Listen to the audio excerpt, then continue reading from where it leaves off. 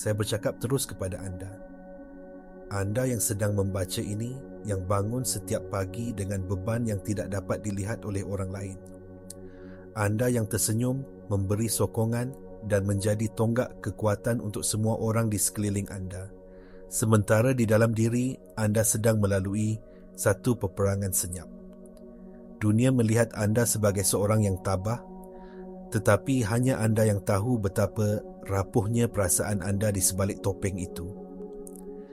Anda merasa terbelah dua. Satu bahagian diri anda adalah pahlawan yang gagah dan bahagian yang lain adalah jiwa yang terluka dan letih. Saya di sini untuk memberitahu anda bahawa kedua-dua bahagian ini bukan sahaja wujud bersama. Malah, kewujudan serentak inilah yang menjadikan anda seorang yang luar biasa. Penderitaan senyap yang anda tanggung bukanlah tanda kelemahan. Ia adalah bukti kekuatan yang menakjubkan. Kemampuan untuk menyalurkan kebaikan dan kasih sayang kepada dunia luar semasa ribut melanda di dalam diri bukanlah sekadar satu mekanisme untuk bertahan hidup. Ia adalah satu pencapaian agung, satu manifestasi kemurnian jiwa yang luar biasa. Anda bukan sahaja sedang bertahan, anda sedang bersinar dalam kegelapan. Paradoks ini, di mana anda boleh menjadi serentak terluka dan megah, adalah inti kepada kebenaran yang lebih mendalam tentang sifat, realiti dan potensi manusia. Anda adalah bukti hidup bahawa hati yang paling hancur boleh memancarkan cahaya yang paling terang.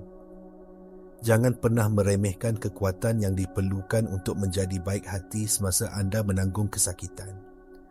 Sekarang, mari kita ubah perspektif kita. Bagaimana jika saya katakan bahawa kesakitan yang anda alami bukanlah satu sumpahan atau hukuman? Bagaimana jika ia sebenarnya adalah satu jemputan? Satu panggilan yang tepat dan jitu untuk evolusi jiwa anda. Di Jepun ada satu seni purba yang dipanggil kintsugi. Apabila seramik yang berharga pecah, mereka tidak membuangnya. Sebaliknya, mereka menyambungnya semula dengan menggunakan lakuer yang dicampur dengan serbuk emas. Rekahan itu tidak disembunyikan, tetapi diserlahkan. Objek yang pecah itu menjadi lebih indah, lebih kuat dan lebih berharga berbanding sebelumnya, justru kerana ia pernah pecah. Penderitaan anda adalah rekahan itu, dan ketabahan, belas kasihan dan kebijaksanaan yang lahir daripadanya adalah emas yang mengisi rekahan tersebut. Cabaran yang anda hadapi bukanlah halangan rawak dalam hidup anda. Ia adalah bahan mentah yang diperlukan untuk proses alkimia dalaman, proses mengubah plumbum kesakitan menjadi emas kesedaran. Setiap air mata, setiap keraguan, setiap saat anda merasa ingin menyerah tetapi memilih untuk terus berjuang, adalah tekanan yang diperlukan untuk membentuk berlian di dalam jiwa anda. Alam semesta tidak menghukum anda. Ia sedang menggilap anda. Kesakitan ini adalah pemangkin yang direka khas untuk membangkitkan kekuatan terpendam yang anda tidak pernah sedar anda miliki. Mengapa begitu sukar untuk melihat penderitaan dengan cara ini? Jawapannya terletak jauh di dalam minda separa sedar kita. Minda separa sedar yang mengawal 95% daripada tingkah laku dan persepsi kita telah diprogramkan sejak kecil untuk melihat kesakitan sebagai sesuatu yang negatif, sesuatu yang perlu dielakkan, disembunyikan atau dihapuskan. Ia telah diajar bahawa menjadi patah adalah satu kegagalan. Identiti kita seringkali terikat dengan naratif penderitaan ini. Kita mula percaya, saya adalah orang yang menderita. Saya adalah orang yang cemas. Saya adalah orang yang tidak bernasib baik.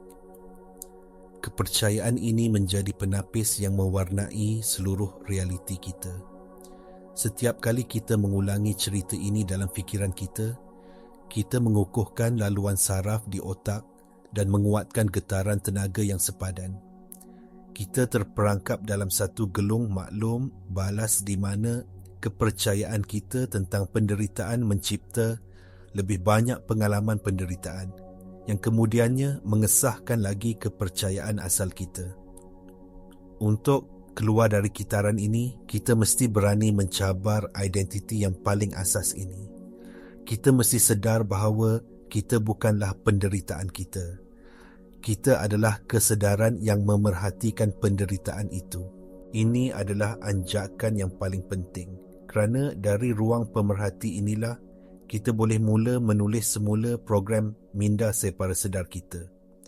Di sinilah sains kuantum bertemu dengan kerohanian kuno dan memberikan kita kunci untuk transformasi yang pesat. Salah satu prinsip paling asas dalam fizik kuantum ialah kesan pemerhati. Dalam eksperimen celah ganda yang terkenal, para saintis mendapati bahawa zarah subatom seperti elektron wujud dalam keadaan kebarangkalian yang tidak terhingga sebagai gelombang kemungkinan, sehinggalah ia diperhatikan. Apabila pemerhatian dibuat, gelombang kemungkinan itu runtuh menjadi satu realiti tunggal dan nyata. Ini bermakna pada tahap yang paling asas, tindakan memerhati, tindakan kesedaran itu sendiri membentuk realiti.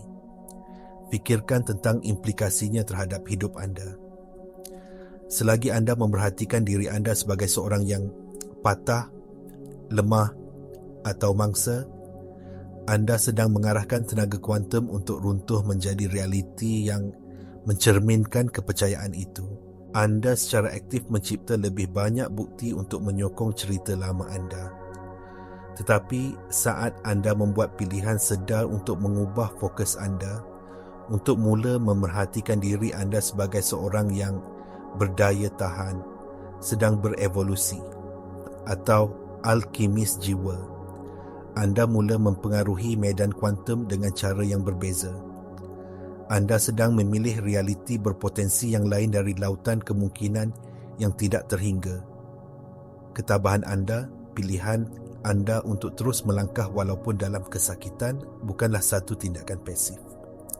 Ia adalah tindakan penciptaan yang paling asas.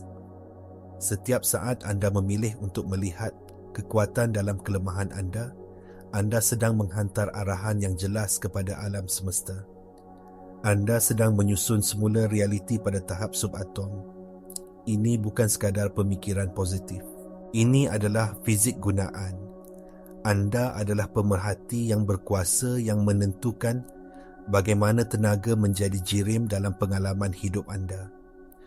Kesan pilihan sedar ini bukan hanya berlaku pada tahap kuantum yang tidak dapat dilihat.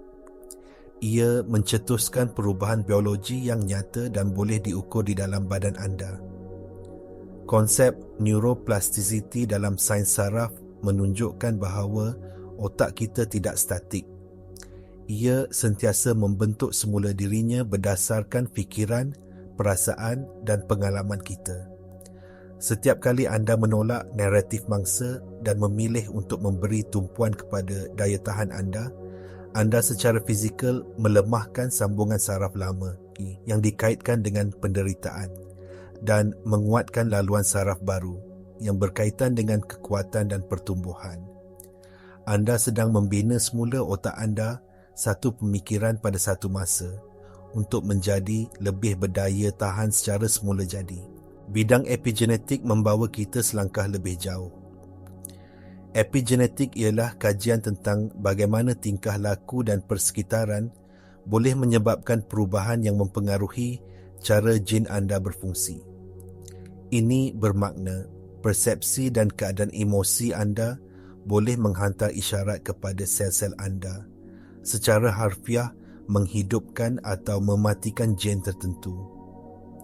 Apabila anda secara konsisten memupuk keadaan daya tahan dan keberanian, anda boleh mempengaruhi ekspresi gen anda, menggalakkan gen yang berkaitan dengan kesihatan dan kesejahteraan, dan menyenyapkan gen yang berkaitan dengan tekanan dan keradangan. Lebih mengagumkan lagi, jantung manusia menghasilkan medan elektromagnet yang paling kuat di dalam badan, beribu kali lebih kuat daripada medan otak. Medan ini memancar keluar dari badan anda dan boleh dikesan beberapa kaki jauhnya. Apabila anda menjana perasaan koheren seperti keberanian, kesyukuran dan belas kasihan, medan jantung anda menjadi lebih kuat dan lebih teratur. Anda bukan sahaja mengubah biologi anda sendiri, anda juga menyiarkan frekuensi daya tahan ini ke medan di sekeliling anda, memberi kesan kepada orang lain pada tahap tenaga yang tidak dapat dilihat. Ketabahan anda menjadi satu isyarat yang kuat, satu getaran yang boleh dirasai dan memberi inspirasi kepada orang lain. Bagaimana kita boleh mengintegrasikan kebenaran yang mendalam ini ke dalam kehidupan seharian, terutamanya apabila kita merasa letih dan terbeban? Mulakan dengan satu amalan yang mudah tetapi sangat berkuasa. Setiap pagi sebelum anda memulakan hari anda, luangkan masa beberapa minit untuk duduk dengan senyap. Daripada membiarkan fikiran anda terus melompat kepada senarai tugasan atau kebimbangan, buat satu pengisytiharan yang sedar. Katakan dengan kuat atau dalam hati, saya bukan penderitaan saya. Saya adalah kekuatan yang lahir daripadanya. Saya bukan mangsa keadaan. Saya adalah pencipta realiti saya. Hari ini saya memilih untuk melihat emas dalam rekahan saya. Rasakan kata-kata ini. Biarkan ia bergema di dalam setiap sel badan anda. Ini bukan sekadar mengulangi mantera. Anda sedang menetapkan niat untuk hari itu. Anda sedang memberi arahan kepada minda separa sedar dan medan kuantum. Anda sedang secara aktif memilih identiti baru anda. Sepanjang hari, setiap kali anda merasa gelombang kesakitan atau keraguan lama itu kembali, gunakannya sebagai satu peringatan. Berhenti sejenak, tarik nafas dalam-dalam dan ingatkan diri anda tentang pilihan yang telah anda buat. Ini adalah tenaga lama. Saya melihatnya, saya mengakuinya, tetapi saya tidak lagi memilih untuk menjadi ia. Saya memilih daya tahan. Dengan mengamalkan ini secara konsisten, anda mula mengganggu corak automatik minda separa sedar dan mewujudkan corak baru yang memperkasakan. Anda sedang melatih diri anda untuk hidup dari keadaan kesedaran yang baru. Akan ada hari-hari di mana amalan ini terasa mustahil. Akan ada hari-hari di mana kesakitan terasa begitu nyata dan kuat, sehingga idea untuk melihatnya sebagai satu anugerah terasa seperti satu pembohongan. Ini adalah normal dan dijangkakan. Minda separa sedar dan corak tenaga lama anda akan menentang perubahan ini. Ia seperti cuba memusingkan sebuah kapal besar. Ia tidak akan berlaku serta-merta. Inilah saatnya di mana ketabahan anda diuji pada tahap yang paling dalam. Apabila keraguan muncul, fahami bahawa ia bukanlah tanda anda gagal. Ia adalah tanda bahawa anda sedang benar-benar berubah. Keraguan adalah tindak balas ego terhadap anjakan identiti yang sedang berlaku. Pada saat-saat ini, jangan melawan keraguan itu. Sebaliknya, perluaskan kesedaran anda untuk merangkuminya. Akui kewujudannya tanpa mempercayainya. Katakan, saya nampak ada bahagian diri saya yang ragu-ragu dan itu tidak mengapa. Namun, saya tetap memilih untuk berpegang pada kebenaran yang lebih tinggi. Konsep resonans dalam fizik kuantum mengajar kita bahawa getaran yang serupa akan menarik satu sama lain. Apabila anda berterusan dalam mengekalkan frekuensi daya tahan, walaupun di tengah-tengah keraguan, anda secara beransur-ansur mengubah titik tarikan getaran anda. Anda menjadi magnet untuk pengalaman, orang dan peluang yang selaras dengan keadaan baru anda. Ketekunan bukan hanya tentang tidak menyerah. Ia adalah tentang secara aktif mengekalkan frekuensi yang anda inginkan sehingga realiti luaran tidak mempunyai pilihan lain selain menyesuaikan diri dengannya. Teruslah memilih. Teruslah memerhati kekuatan anda. Alam semesta sedang mendengar. Jadi saya menyeru anda, jiwa yang indah dan berani. Pandanglah cermin dan lihatlah melampaui keletihan di mata anda. Lihatlah pahlawan yang telah berjuang dalam begitu banyak pertempuran yang tidak dapat dilihat. Lihatlah alkemis yang sedang mengubah trauma menjadi kebijaksanaan. Perjalanan anda bukanlah satu tragedi. Ia adalah sebuah epik. Ia adalah kembara wira, satu inisiasi suci ke dalam misteri kehidupan yang lebih mendalam. Penderitaan anda bukanlah satu tanda bahawa anda telah tersesat.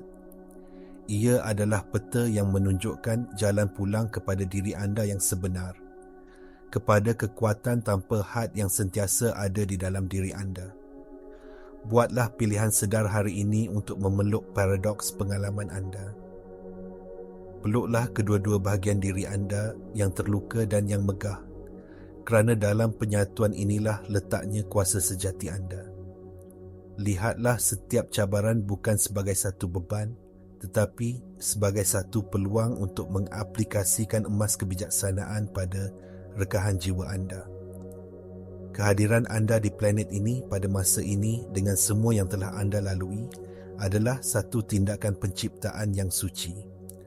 Anda bukan sahaja sedang menyembuhkan diri sendiri, anda sedang memancarkan frekuensi penyembuhan dan daya tahan kepada dunia. Teruskan bernafas. Teruskan memilih. Ketahuilah bahawa anda disayangi, anda berkuasa dan anda sedang menjadi versi diri anda yang paling indah. Perjalanan anda penting. Anda penting.